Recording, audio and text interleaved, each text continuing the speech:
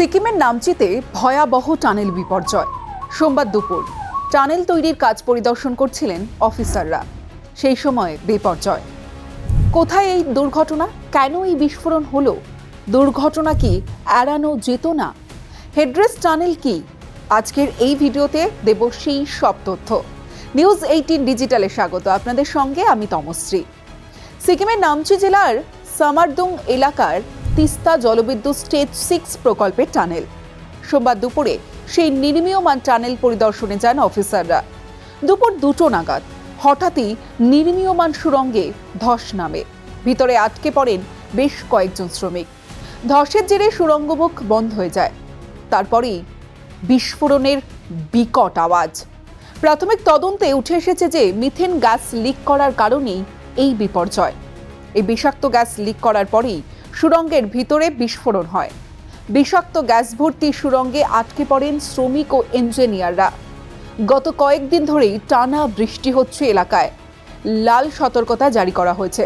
স্থানীয়রা জানান, এই অতি বৃষ্টির মধ্যে সোমবার এই টানেলে হঠাৎ ধস নামে।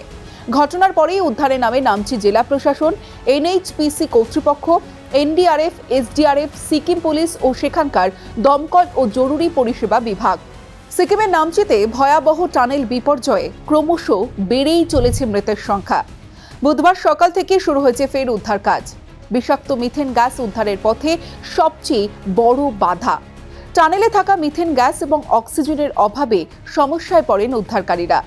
গ্যাস মাস্ক পরে উদ্ধারকারীরা ভিতরে ঢোকার চেষ্টা করেন, কিন্তু বিষাক্ত মিথেন গ্যাসে অসুস্থ হয়ে পড়েন উদ্ধারকারী দলের অনেকেই।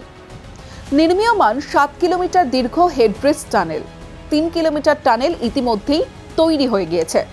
টানেল পরিদর্শনের সময় হঠাৎ বিস্ফোরণের জেরে ধস, মৃত্যু। প্রশ্ন, হেডরেস্ট টানেল কি? আপনাদের জানিয়ে রাখি, পাহাড়ে বসতি রাস্তা এড়িয়ে ভূগর্ভস্থ টানেল। পাহাড়ে জলবিদ্যুৎ প্রকল্পে গুরুত্বপূর্ণ অংশ। উপরে জলাধারে জল টানেল হয়ে টারবাইনে, আর জলের তোড়ে টারবাইন ঘুরে জলবিদ্যুৎ তৈরি হয়। এখন প্রশ্ন হলো, এই যে বিস্ফোরণ, এই যে মৃত্যু একের পর এক, এই যে দুর্ঘটনা, এই দুর্ঘটনা কি এড়ানো যেত না?